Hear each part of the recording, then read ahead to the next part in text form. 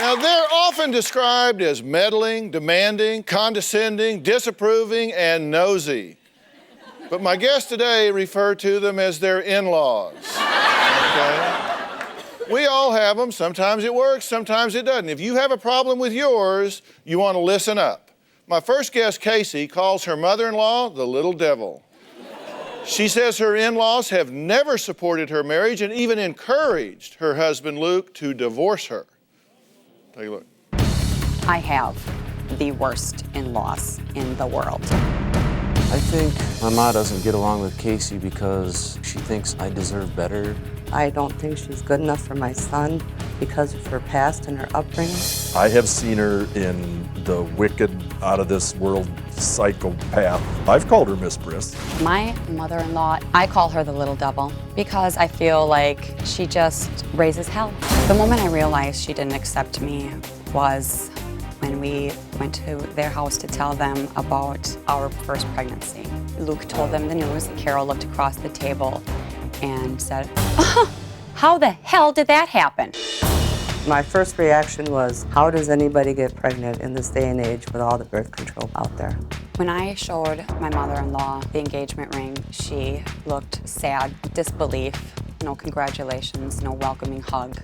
She sure wasn't smiling when we were saying our vows to each other. I think the worst thing that my in-laws have ever done is ruining one of the most special days of my life. We were saying our vows and I could see my in-laws' facial expressions. They looked disgusted. When we were standing in the wedding line, my husband and I both heard Luke's mom saying to a friend, "This isn't gonna last long." Yeah, it really did ruin the day. We were married almost 4 years before we went through the process of divorce. We had grown way apart and issues weren't being resolved. Having 2 children, which is stressful, we grew apart. My mom did have a lot to do with the divorce. She made phone calls to the lawyer. She was more or less a cheerleader during the whole thing. Luke just asked my husband and I to spy on her one night when he was out of town, so we did. And I woke up at my sister's house one day and gave her a call and told her I was sorry. Since my husband has come back to the home, it's been about 3 months. Joey, what are we going to do about this whole situation with Luke and Casey?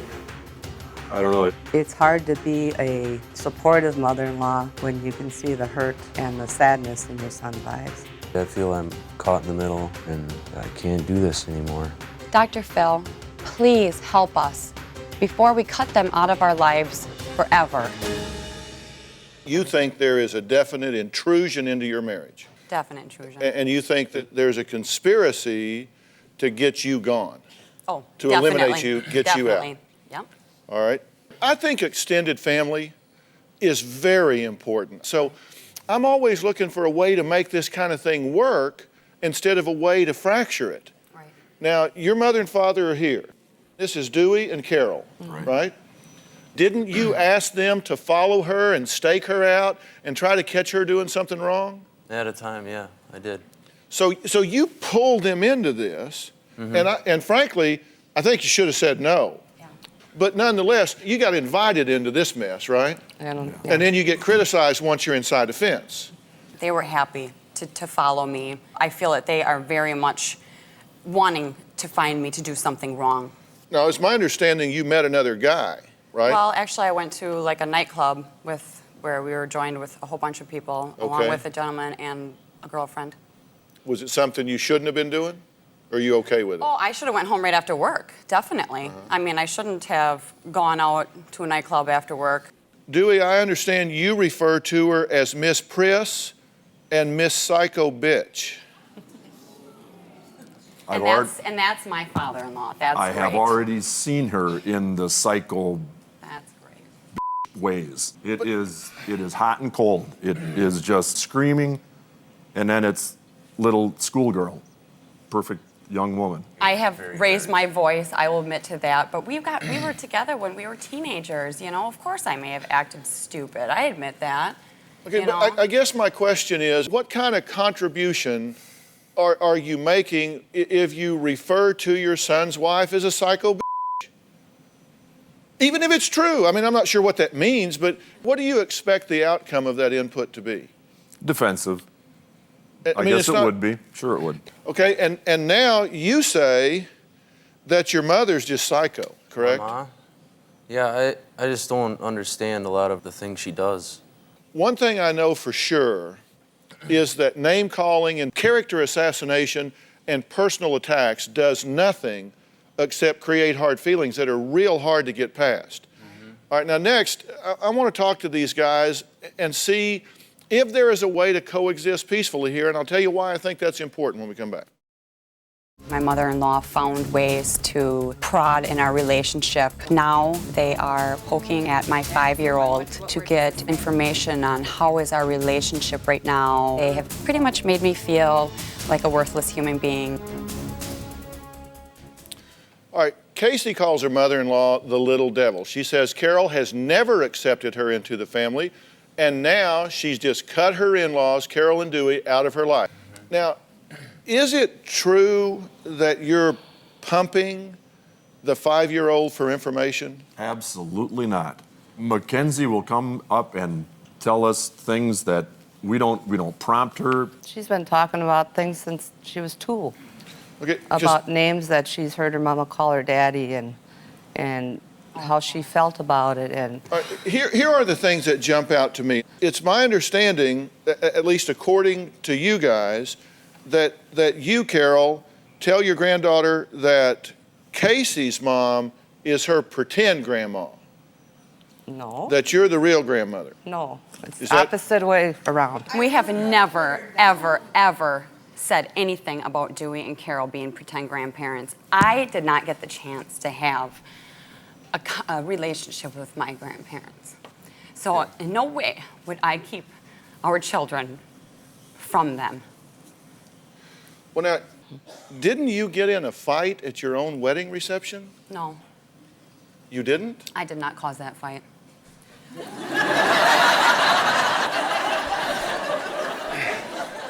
Luke has a 300-pound aunt who was highly intoxicated and fell over my nephew Well, backwards. And the intoxicated aunt came up to me to apologize, and instead of apologizing, she was spitting in my face. I'm sorry, and screaming, and I was out dancing with her 2 children. but didn't you then say that drunk almost flattened my nephew? I probably did. Then y'all took it outside? No, that's not what happened. No. When she fell over my nephew, I may have said that. See, y'all are all drunk. laughing, but we all got family members like this. And you can pretend you don't, but you do. And let me tell you, I got them. Well, I got them. it did not happen This sound that way. like my family reunion. But I mean, we all have people that get out of hand. I understand. but it did not happen that way. No. When she fell over, I may have reacted and said that, but that is not what caused the fight. That happened later. And I wasn't the one who instigated it. It was Luke's sister who instigated that. Did you get in a fight with Luke's sister outside? Well, she chased me through my hall with her big clogs. Wasn't this your wedding day? Yeah. I mean, And- Do it different. and- because doesn't it Wisconsin, I seem guess. like everybody needs to settle down? Definitely.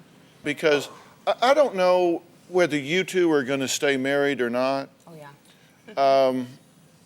but what I know is this. You're saying that you feel like you're in a tug of war in the middle, Yes. okay? And what's that like for you? It's tearing me apart.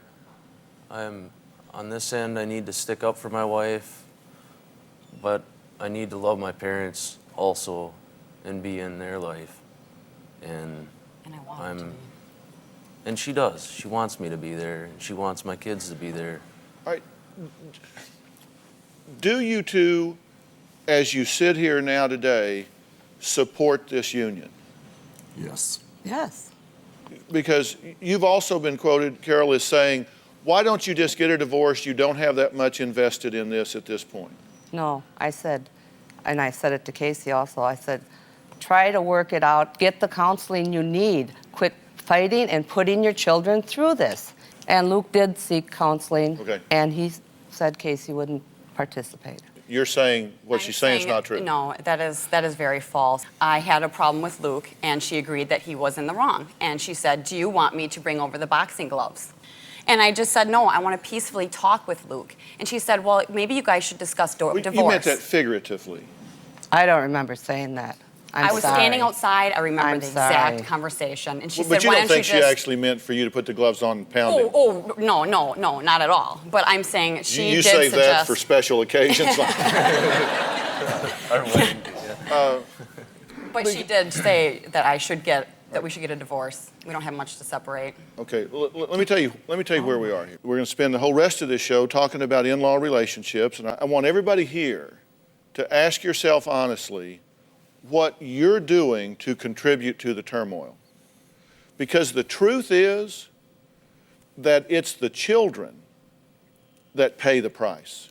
They feel like they're betraying you if they feel loving towards y'all, which they do. And this writes on the slate of who children are, and you just don't have the right to do that to them. And Luke, it is your job to put up a boundary. It's also your job to build a gate in that boundary so people that love you and your extended family can come in and out appropriately.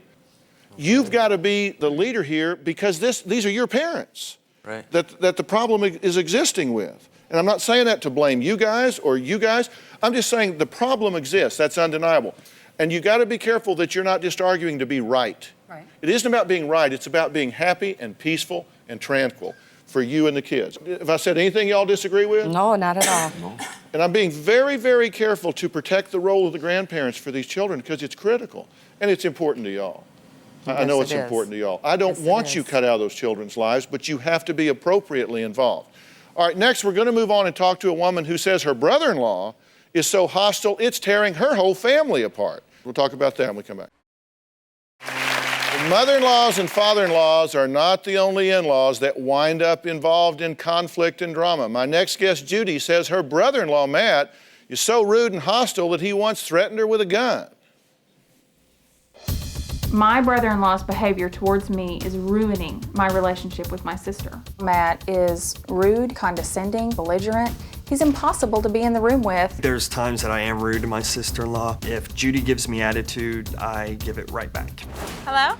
Hey, it's me. Oh, hey, what's up? She is my big sister. If I have a problem, I will call her, and that annoys him.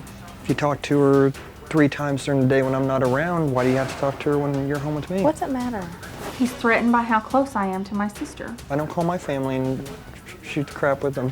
Hey, I'm talking to you about this. My sister and I have been best friends forever. We have a tremendous bond. Matt only became mean and belligerent when we relocated close to his family. We're both pregnant. We wanted to be close during the pregnancy. And when we get there, everything changed.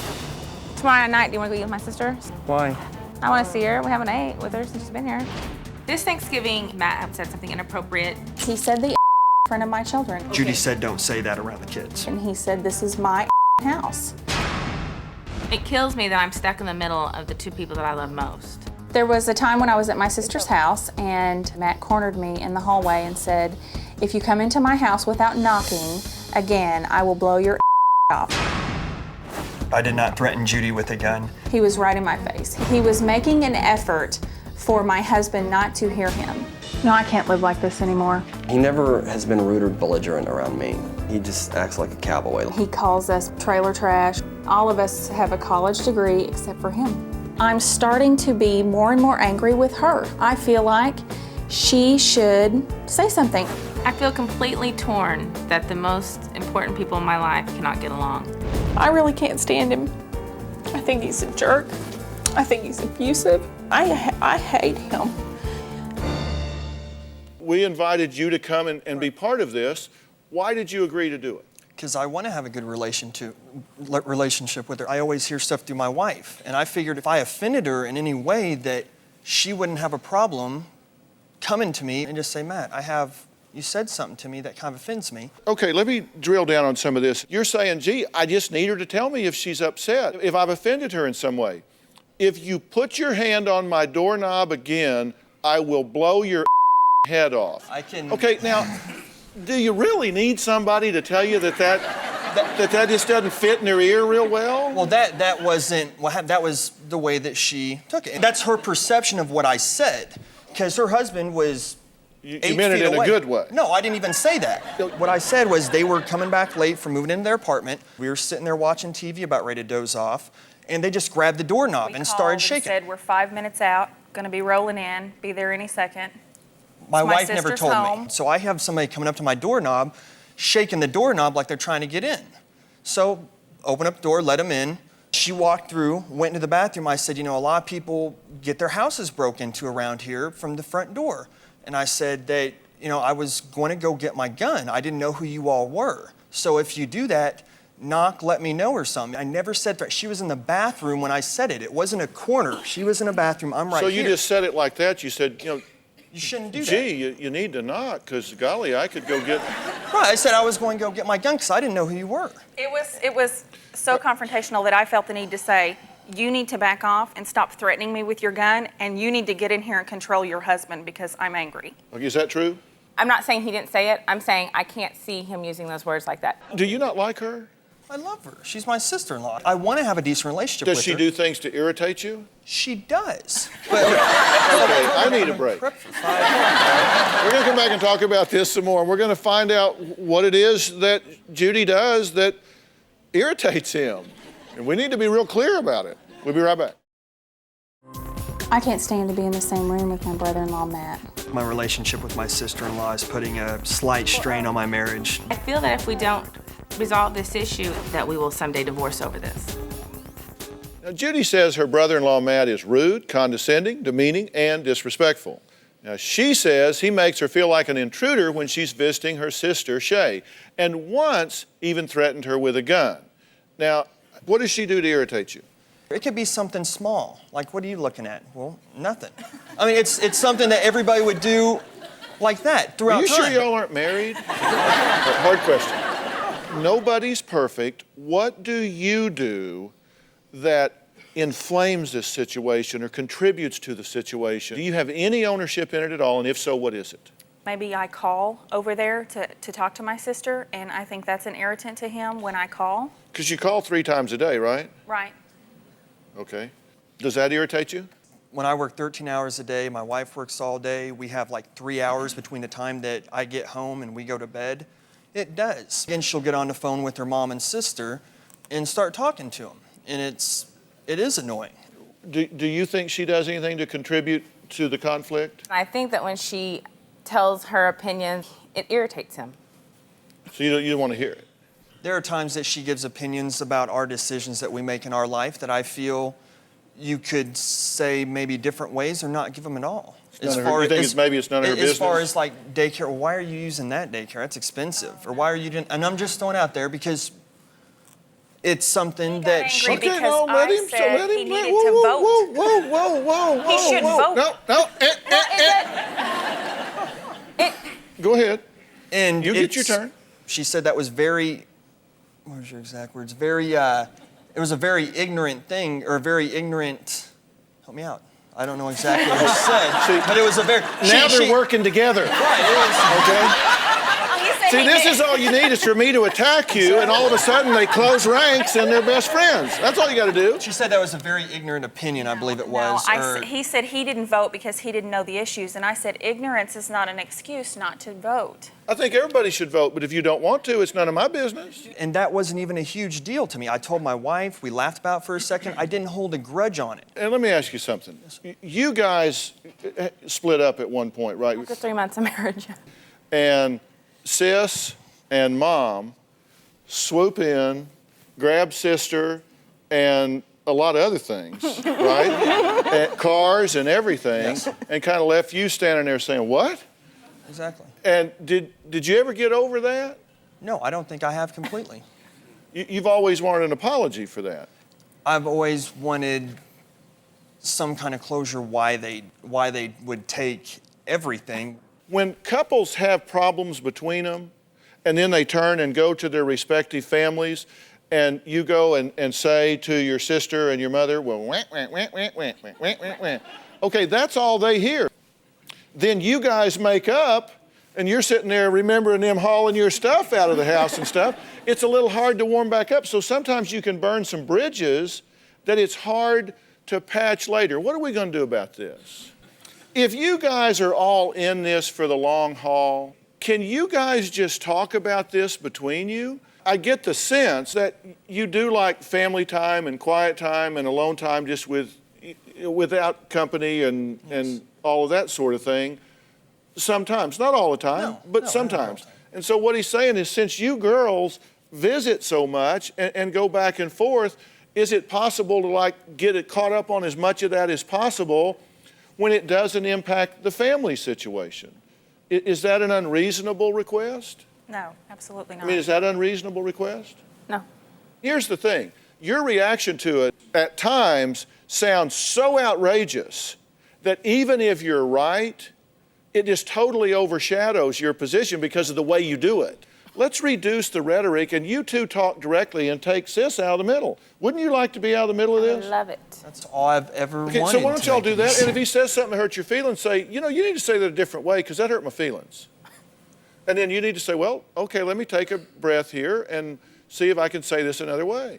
And will she consider that she could have possibly said something to make me react like that? Because she's never taken Why are you on for asking anything. me? She's right here. We just agreed, Joe, we're going to do this directly. Exactly. Well, it's when I called her the other day and we talked, it was, she never apologized for always going through. Let's ask her. You never apologized for going through Shay for 5 years when you've ever had a problem with. Your sister has cried about that. I always felt like confronting you or lashing out at you would be make things worse. But did you hear what he just said? Yes. He said, I have a need to hear you own this and apologize some as well. He just stated a need, which for a guy that was a pretty good statement of a need. Okay? And it just went right over your head and you start taking his inventory again. So I'm saying, listen, and you guys talk directly. All right, I've got to move on and I'm going to talk to y'all later. All right, up next, fighting mother-in-laws. Now the two mother-in-laws are fighting. Find out why one woman says she's ready to cut them both out of her life. Loving your in-laws can be challenging. Now my next guest, Carrie, knows all about conflict and problems. So everyone's clear on who's who.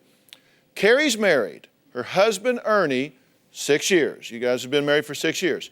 Carrie's mom is Wanda, and her mother-in-law is Carol. Now, Carrie says they just can't stop fighting.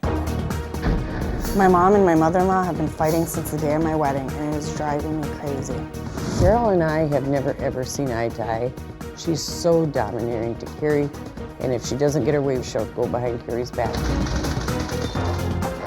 I don't have a relationship with Wanda because we have nothing in common. She calls me a bitch and Give them kisses. They fight over who gets to see my daughters. Why horses are plastic? Carol takes my girls to ballet and horseback riding, and my mom has a real issue with that. They even got into a screaming match at my youngest daughter's first birthday party. On the day of Marley's birthday party, my husband and I were here early. Carol came in with some kind of food, something, and I could hear Carol out here in the kitchen. She was saying things like, well, somebody's got to put this in the oven. And I said, oh my God, the boss is here. She got about this far away from my face. She said, what'd you say? One of them called the other one a in front of a whole room full of little kids. She put her hand up and I said to her, go ahead and hit me once. I've not seen Carol since that day of Marley's birthday party. I know I'm getting really tired of dealing with it. The worst part of the whole thing is my husband and I constantly argue about whose parent is right. We argued about it on our wedding night. We're like in our honeymoon suite arguing about whose mom is right and whose mom is wrong. That's getting old. I mean, I'm tired of dealing with that. But it's like we have to go and get a custody arrangement. I have to plan every single holiday and every birthday so that my mom and my mother-in-law do not come into contact with each other. This is very stressful for me. It drives me crazy all the time. If things keep going the way they are, the worst case scenario for me would be to cut both of the grandmothers out of my daughter's lives. Dr. Phil, can you help me? Well, Ernie says he's never been able to get along with his mother-in-law, Wanda. In fact, he says she is the rudest person he's ever met. Ernie is almost a clone of his mother. He's lazy, grungy, sloppy, always in dirty jeans and a dirty old nasty flannel shirt. Wanda and I have never gotten along. See, Ernie? I don't know why she doesn't like me. I get along well with the rest of the family. Mama wants to read the fleece news. I know my daughter also has issues with him. From what I hear from Carrie all the time, Mom, he doesn't do nothing. He doesn't pick up a dirty sock. She just likes to point out my flaws. I tried to talk Carrie out of the marriage. I said, Carrie, you're too good. You got too much going for you. On my wedding night, she called me a son of a... I've never met anybody as rude. It's been quite hard for me because I've seen Carrie decline mentally. Just breaks my heart. I definitely believe that Wanda believes that I'm not good enough for her daughter. I could have $20 million and I still wouldn't be good enough. What's your reaction to seeing some of the things you said? I'm very sorry that I was swearing at Carol in front of the kids.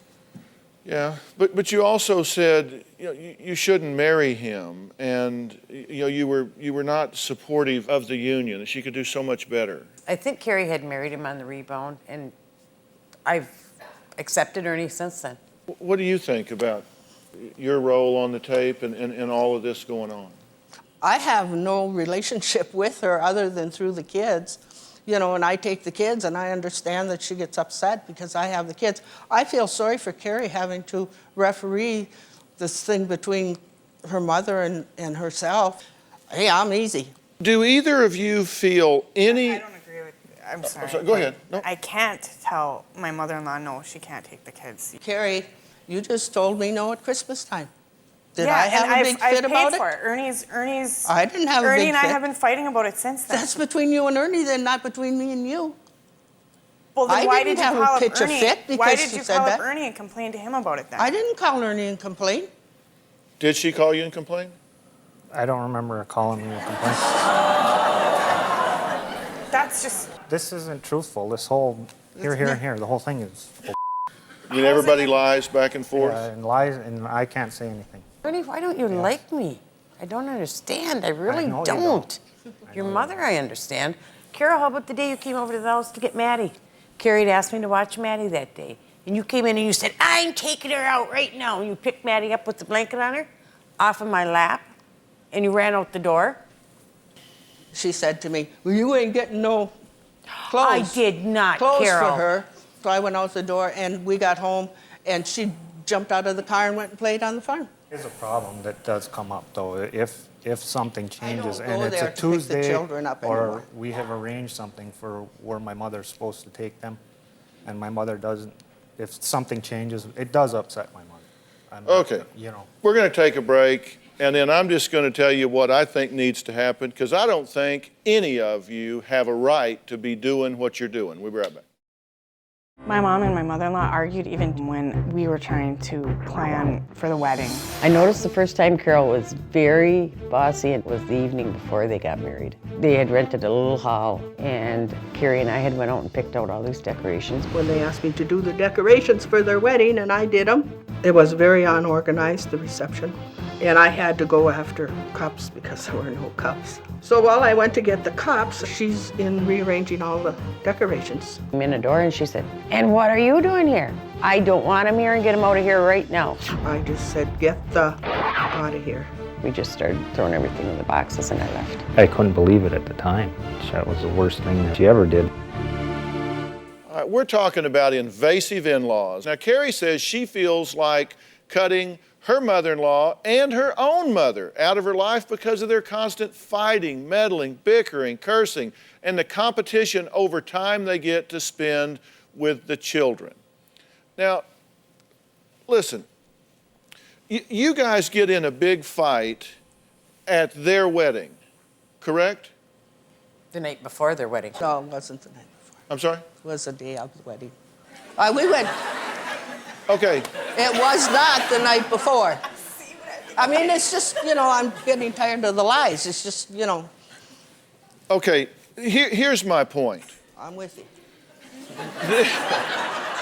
These two are getting married. Having been through a wedding, I know that that's supposed to be a day of celebration, a day of creating a union. It's about the husband, it's about the wife, it's about the bride, it's about the groom.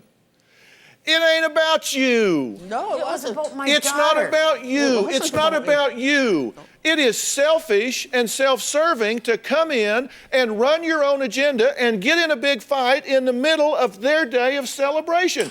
What gives you the right?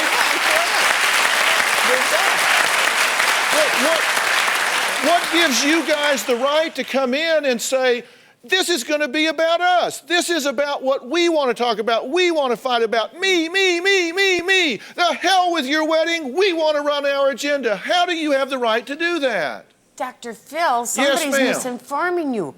Because Carol, that was the night before when I came in to decorate the hall. Whether it's the This night, was my daughter getting married, my only daughter. This is a wedding her and I had planned.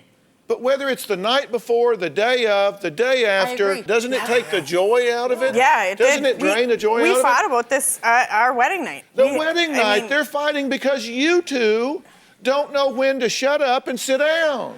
Hey! I'm just telling you. And you know what? You may be completely right that she was totally out of line, and you were completely That's all I legitimate. wanted you to say.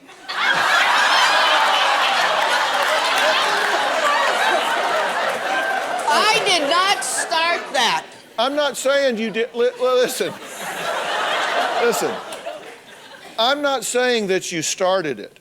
What I'm saying is there comes a time, there comes a point where you just have to say, you know what? This just isn't about me, and I'm just going to step back and let discretion be the better part of valor. I'm going to step back and say, you know what? If I think that was rude, uncaring, unkind, my feelings being hurt aren't near as important as their joy and their excitement. I've said that for 6 years.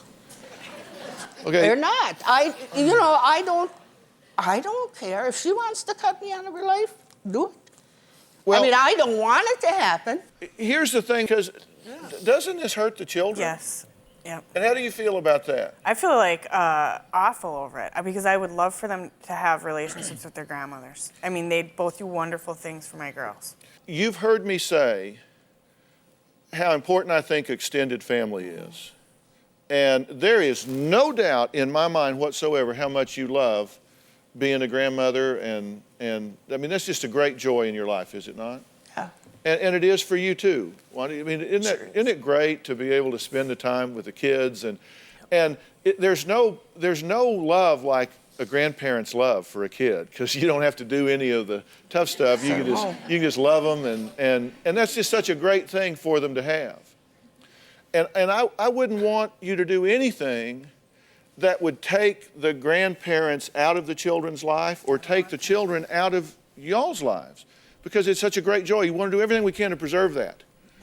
But, and I'm saying but purposefully, it is conditional. You two are the mother and father. It is your job to protect your children. It is your job to not allow your children to be in a tug of war. It is your job to not allow your children to be manipulated or in any way emotionally damaged by being in the middle of a war zone, because it can burn their little psychological skins and it can hurt them for later. That's your job. Your job is to protect those children. And y'all being in those children's life is a privilege. It is not a right. It is a privilege, and it is a privilege that you must earn by conducting yourself in what I call a fiduciary role. That means you put the children's interest above your own. You put your children's interest above your own. You don't use them as pawns in a power struggle. You don't use them to be right. You put their interest above your own, and it's y'all's job to do that. And I'm going to tell you guys, if you care about those children, the two of you will bury the hatchet. The two of you will stop trying to be right and start trying to forgive the other person and find some way to love and support one another. Because if you don't, you're going to wind up being cut out of these lives. You're going to wind up cheating those children out of you. And I just really ask you to think about burying the hatchet and trying to find a way to be there for each other. Do you have a story or a question for me? Click the link in the description and tell me what in the world is going on.